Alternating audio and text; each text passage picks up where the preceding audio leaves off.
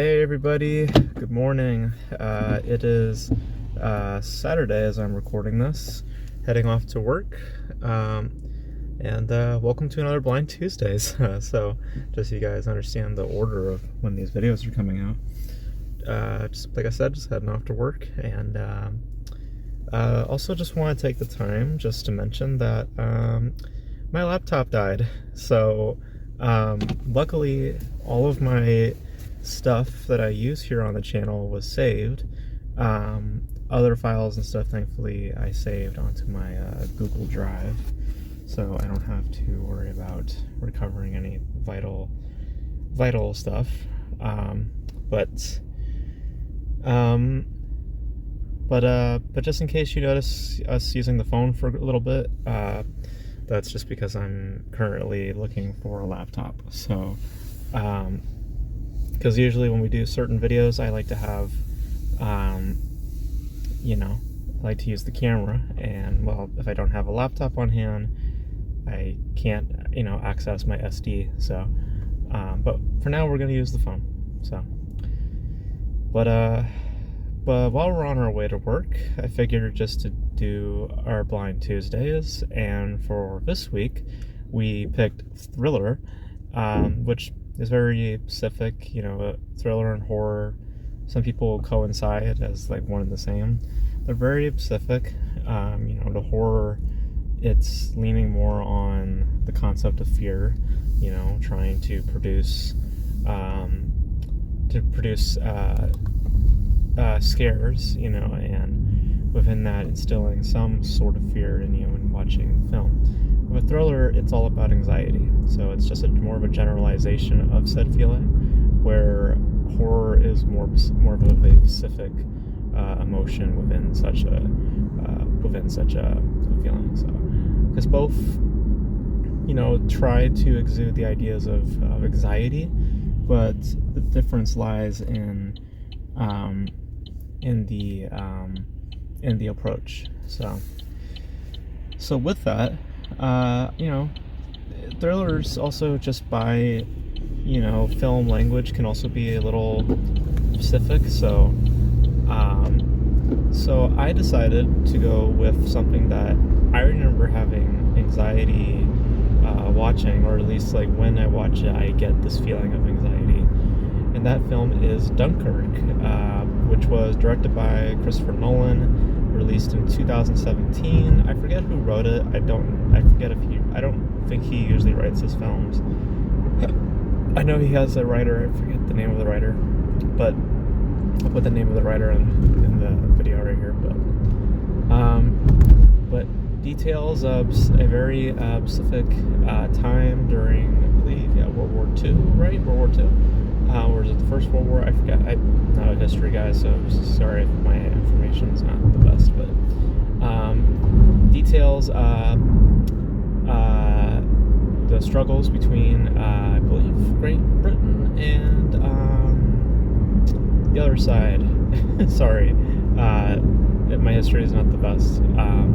But stars a patch of people here and there. You got Cillian Murphy, you got Tom Hardy, you got Harry Styles for some reason, and then the movie shows a plethora of perspectives of people, fighting on the land, fighting in the air, fighting in the sea, giving a full illustration of the battle that is taking place and placing us in that circumstance without having some central focus. And in essence, it is an exploration of the battle, and less to do with less with the people involved, but more in the event that is taking place. So,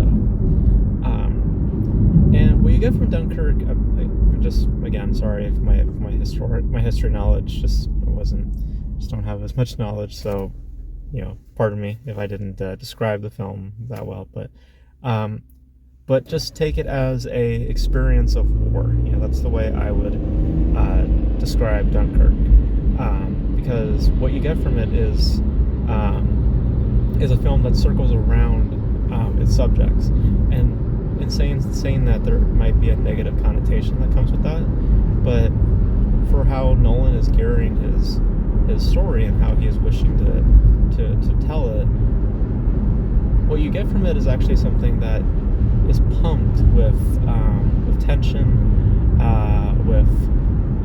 with interest, and very, very solid craftsmanship. I would argue that this is Nolan's best directorial effort. I wouldn't say go as far as say it's his best overall film. I would probably still give that to Interstellar in my opinion, because out of all, like, Nolan as a filmmaker is not as emotionally sound. It's a lot of his films that are emotionally inert to me.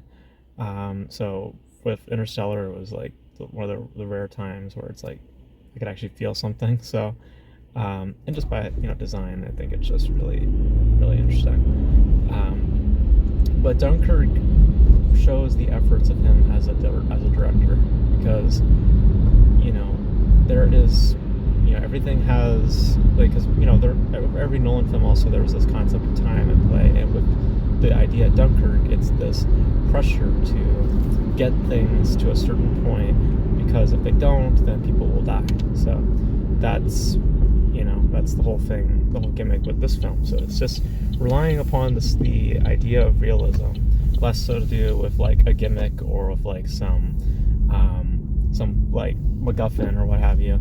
It has everything to do with just the reality of the situation, and the utilization of that sort of thing, and the presentation of those ideas.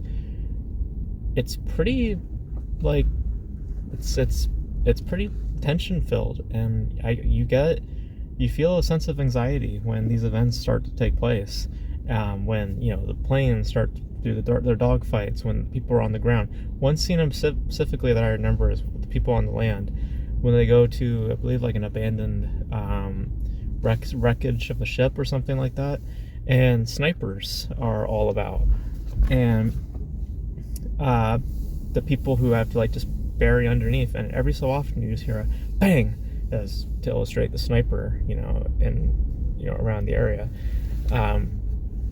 That to me was the most tense scene of the entire film, just because of the isolated nature of that particular sequence. But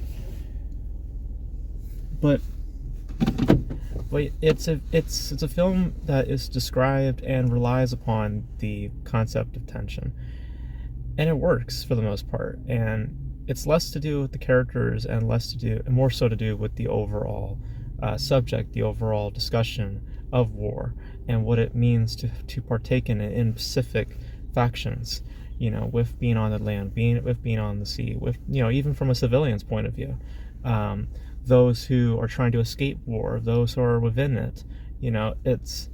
It gives you a full understanding as to the specific dilemma at play with this specific circumstance, this battle taking place.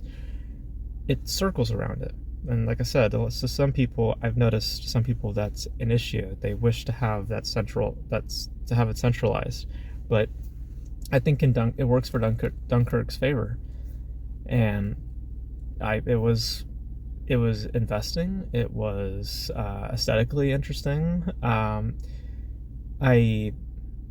I was involved in the tension, because there's a difference between like tension that's just there for show, just to get that rise out of you, just to get the anxiety out of you, and then there's tension that's very informative and is representative of the movie itself, and trying to place you within the circumstance where that tension is starting to brood. And Dunkirk is of the latter, where when the tension's there, it's because the characters themselves are in a very, very stressful situation, and I myself can feel that. So it's a specific kind of film that I know that some people will be turned off by, because they need that central focus. But if you go into it and you just kind of allow yourself to understand that, well, I'm just here to see a subject, just to see a event take place, in a way it is a like event film. How some people label things as like event films, where it's kind of more or less just just like a spectacle, or just an overall visual presentation. It's pretty much what Dunkirk is, but less so of a blockbuster mentality and more so with a sense of realism, a sense of authenticity, and generally speaking, just a just one of those films where when it's done, you just go, whew, you know? So I really enjoy Dunkirk. I think it was pretty good when I saw it. And generally speaking, when I compare directorial efforts to what Nolan has done in the past, I think that it stands out as his best work purely by design and just by what he is, just by the mechanics and just generally the framing. It's easily his best, just because other films of his I take issue with because of how he plays with like certain concepts and to some extent his lingering sensibilities, because he does produce longer films. I took issue with that with Oppenheimer recently, and sometimes it could be a little convoluted in how he represents that whole concept of time. But with this, everything is solid and everything has a place to exist within the world Dunkirk, and it's all for the service to produce the most authentic view possible, not just to fantasize it, not to dramatize it. It all feels very much in the real world, and that's a very high remark, for what Dunkirk is, which is, based on a true story, and we know how that label usually is in cinematic language. Less so based on a true story, and actually is telling a true story.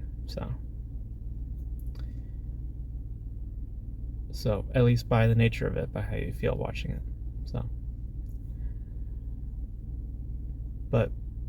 But yeah, so those are my thoughts on Dunkirk. I thought it was pretty good. I think, like I said, I think it's Nolan's best directorial effort. I just, of all the films that I watch of his, I've never felt as involved by the filmmaking as I'd had by with Dunkirk. Interstellar, I appreciate more generally just by narrative. I was more involved in that, less so with Dunkirk, just because, again, more of the because there is that hypocrisy where I do want a centralized focus, but I don't take that as an issue with Dunkirk, just because I understand the personality, the mentality of what that film is trying to do, and I welcomed it when I was watching it, and also accepting of that mentality very quickly. So I understand why some people might be turned off by Dunkirk, just because it's all in how you accept that mentality when it's presented to you. And I accepted it, but I appreciate Interstellar more narratively speaking. We're here. It has a lot to do with the filmmaking, and I think it's very solid. But this being Blind Tuesdays, once again, I am not anywhere near my laptop. Well, it's dead, so yeah. So I'll have to regenerate a new wheel, and then eventually I'll pick a subject, or pick a category. But whatever that category is, I will put it right here, and whatever that is, that will be for next week's Blind Tuesdays. So there you have it. So that's going to be it for this video, guys. I'm going to be heading into work now, and hope you guys enjoyed this video. Let me know your thoughts on Dunkirk, if you guys have seen it, your thoughts on Nolan's films in general. I didn't really love Tenet, to be honest, but wasn't big on it. But you guys know your thoughts on Nolan, generally speaking, from The Dark Knight to Interstellar to Inception. Let me know your thoughts on Nolan, and to Oppenheimer most recently. Let me know all your thoughts on Nolan in the comment section below. And that's going to be it for this video, guys. Thank you guys for tuning in. And until then, I will catch you guys in the next video. Bye.